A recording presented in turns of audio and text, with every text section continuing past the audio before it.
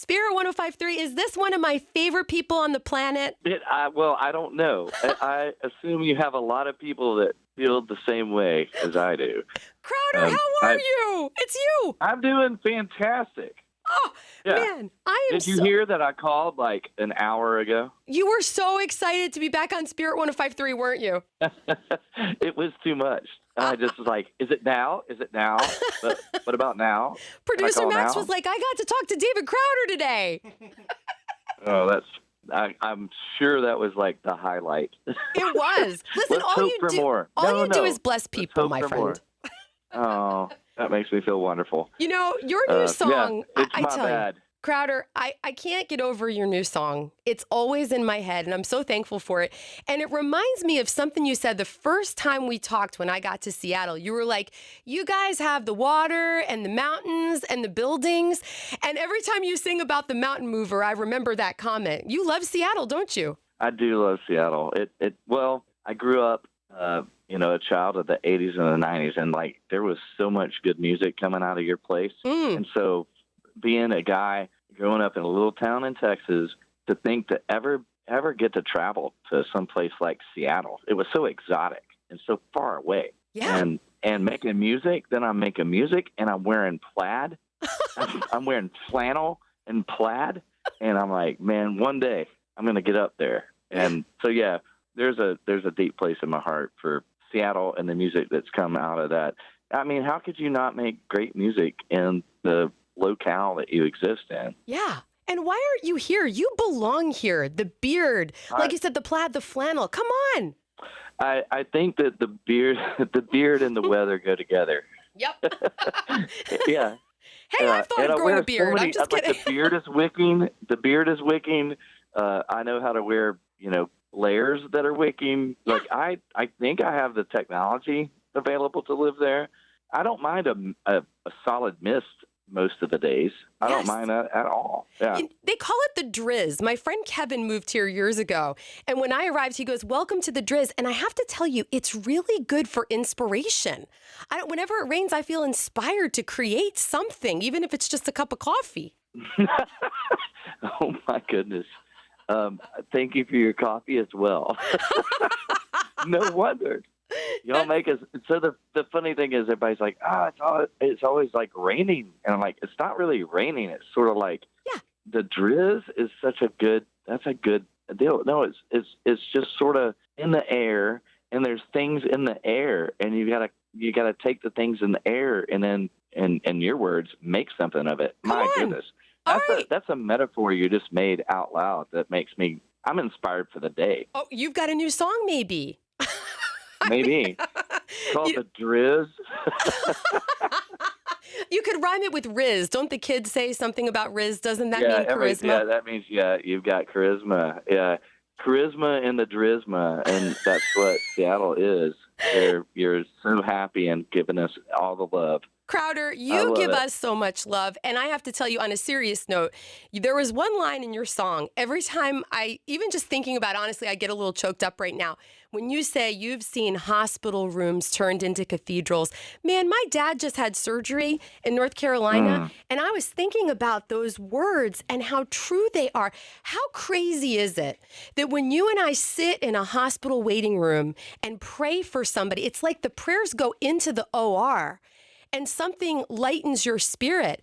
Like, tell me about how Can't you feel it? It feels like I think the thing that, over the holidays, so Christmas is about to hit, and my dad winds up he coded a number of times, and we're like, oh my goodness, I just lost my father. And we're in that moment. Like, we're in that waiting room going, hey, he can see you close up right now and clearly, but we still want him here. Don't take him right now. And we're just praying and praying and praying. And the crazy part to me in that moment is that the people that work there day in, day out, that are up against that thin veil between here and there, that they're like, it matters. Yes. When you pray, things change, and it moves. And oh my goodness, the day after Christmas, he woke up, and he's still with us and kicking, and he, he's not all there yet, but Yeah. he's with us, and my goodness, it matters. It really does. And I believe the point of that, somebody prayed, it's like a defiant claim that death has no hold, even if you see it in the here and now, that we believe right now that when we hit our knees and believe, heaven moves, and we might not see what we want, but God is moving and active. And man, thank God we got to see my dad still with us, after Christmas. What's your dad's first name? Dan. Daniel. Okay. I've never heard him pronounce his name that way, but we've always called him Dad. Oh. But Daniel Wallace Crowder, and I've got his middle name as well. Wow. We're going to put Daniel Wallace Crowder on our prayer list here at Spirit 105.3. I'm glad that he's doing better. We need our dads. I remember just sitting in that waiting room and looking at my dad's slippers on the floor.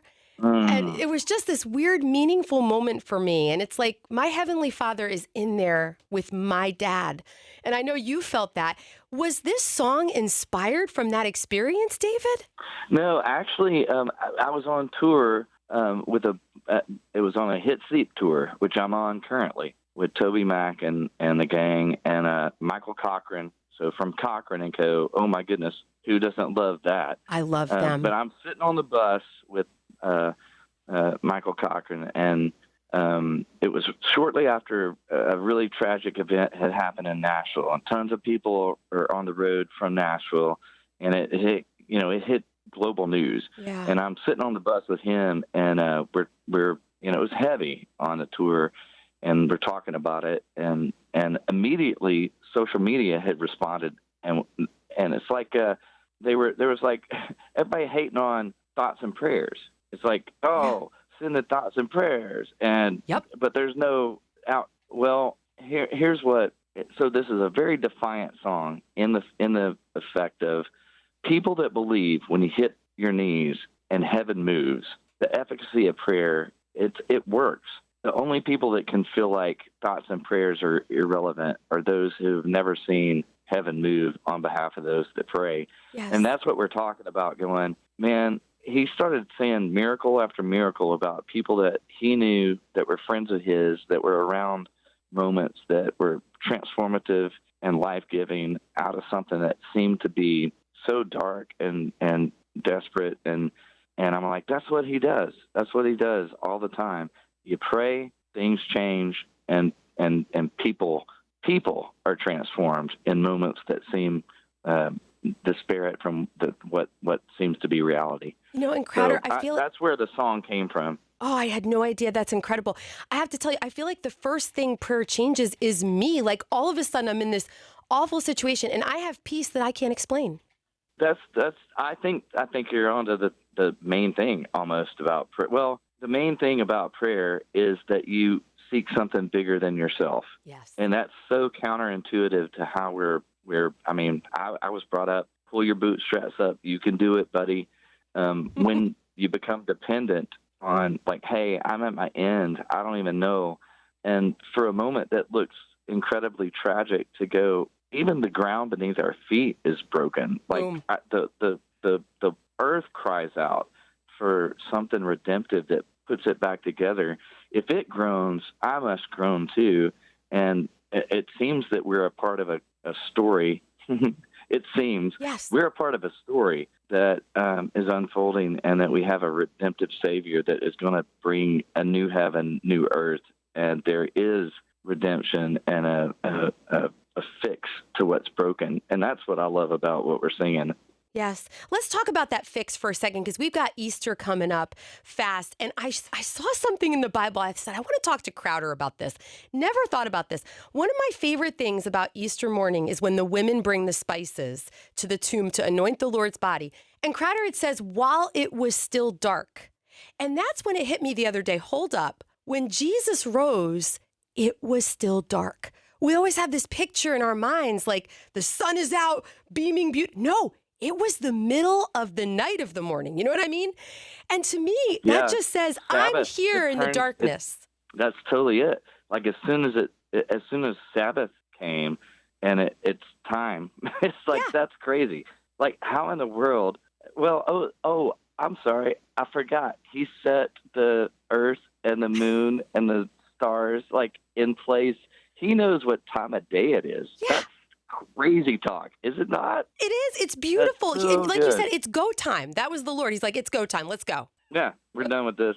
We out. I love it so much. Easter's like my favorite time of year. You know, everybody's like Christmas, Christmas, Yep. Christmas. I love Christmas. Yep. Christmas, great. He came. Easter is like, it's the best. Minus, I think they got a bad color palette. Can I talk aesthetics? Like pastels, that's not my deal. Like, I'm Texas, not Florida. You know I what I'm love it. saying? It's What are we like, going to do about dyeing it's, the eggs this year? Speaking of pastels, I mean, this is going to be hey, rough. Somebody said maybe we should do potatoes instead. Cheaper. potatoes would be cheaper. The bowl's got to be deeper. That's it. I love it. Hey, David, the first, eggs are a problem. they are. This My is nuts. dad was like the best hider of eggs Wow. ever. He didn't understand that we were like children and like couldn't see like higher than we were, and we would smell things like, 6 months later, and we're like, what is that smell? And it's like, oh, that's the egg that he hid in like the peach tree, and there it is up in Thanks, the. Dad. You're like, oh, yeah. Well, Crowder, He's like, got you. it's hilarious. For somebody who doesn't know the power, the feeling that you and I feel on Easter morning when the sun comes up and shines, because it often does. It's so weird. It'll rain on Good Friday and it'll be sunny on Easter Sunday. I feel like it's a thing that God does. Like, how would you describe it? Like, how would you recommend it? Well, it's miraculous, you know. It feels unnecessary in the sense like, why would like, if you're saying it's like a natural sign, I mean, you could take that to mean a number of things, but I feel like what's the most almost offensive thing about grace is that it's undeserved, and it's kind of what we were talking about earlier. It's like we're supposed to earn, we're supposed to get what we get. Like, if you put yourself into something, you get something back out. But so much of the time, we know that we're undeserving of love, and that's the quest. Is like, how am I supposed to be, in the words of today, seen and loved? And we know that we fall short. And I feel like at any point in culture that I've grown up and existed in, to be seen and known and loved, despite what we feel like we should get in response to what we've been up to, it's insane to think that somebody would just be like, I love you. Yes. And that's what Easter's about. It's like, he loved us so much that here he is again saying, I paid for it. All the stuff that you feel and carry, I've taken on, and I see you, and that's why I'm here. Is I came to you to say I love you, and that to me is like the best message for our current culture that you could ever tell. God really loves us. Somebody wrote a great song about that. It's one of my favorites. I do like that song as well. Crowder, I got to get back to the song that, somebody prayed, the one that's on the radio in my head all the time. I have one more question for you about it. For somebody who's like, do you have to kneel when you pray? Do you have to fold your hands? How would you comment on that? Well, I think it's like a cultivated idea. Yep. I would describe myself as in a constant state of prayer. Yes. Like, I feel like I'm always in dialogue with my maker. Like, I'm put together in a way that I feel like I'm, and people that aren't a part of the faith, or like I commune with nature, or like and when I go into the, woods, I feel alive and like I'm part of the whole. I feel like that's a truth, that there is a way to be, that in our being, there's a way to commune with who made us. And so there's really a rare moment that I'm not also talking to who I think my maker is. Yeah. And a lot of times there's words that come back. Like, I'm in the drive-through trying to just get a freaking burger and then check to see that the fries are there too. And then I hear back, just tell gal that she looks great today and her nails are amazing. Wow. And then you drive away. And I'm like, I don't know what happened, but I bet she cared about her nails and Yes, she did. that she had the right glasses on and those purple frames were incredible and popping, you know? And that Yes. and so it feels like that all the time is it's a dialogue. And so I think when it's like in a constant communication stream, and then there's moments though, I feel like that's what gives those moments when you've got to beg heaven to move. It gives them power because it's not just always like, hey, I've been doing this thing on my own. I can get through most of it by myself, and then suddenly I need your help. I feel like it's no, we've been walking and talking this whole time, and now, oh my goodness, I am collapsed, and I have nothing more to do other than go. There's no way out other than you. I think that there's a power in that exceeds, the every so often I'll ask you to help me make an A on this test. Amen. And I'll never do that again. Crowder, this is why we just all love you so much. We're so grateful for you. God bless you, my friend. Seriously, thank you for your valuable time. And I can't wait for you to make a new song so we can talk again. We need less excuses. That's great. I love Crowder, it, though. God bless you. Thanks, Crowder. And you, too. Hope today is amazing.